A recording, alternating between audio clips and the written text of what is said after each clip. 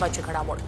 तर प्रणिती शिंदे भाजपसाठी काम करतात असं सुजात आंबेडकर यांनी म्हटलंय। निवडणुकीआधी प्रणिती शिंदे भाजपमध्ये जाणार होत्या।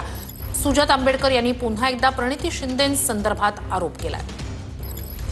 शिंदे या भाजपसाठी काम करतात ते आपल्या सर्वांना माहिती आहे। या निवडणुकीच्याच आधी प्रणिती शिंदे या भाजपमध्ये प्रवेश घेणार होत्या। आणि काल म्हणत होतं आता मित्र पक्षांनी तरी भान ठेवावा, ही लढाई आपली सगळ्यांची संविधान जपण्यासाठी लढाई आहे, नाहीतर शत्रू विरोधक आपला फायदा करून घेतील। आणि म्हणून हात जोडून विनंती करते, मी वारंवार सांगितलं माझ्या रक्तात काँग्रेस आहे।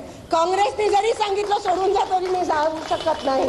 माझ्या रक्तात माझा जीव आणि प्राण मी या संविधानासाठी आणि देशाला द्यायला तयार आहे।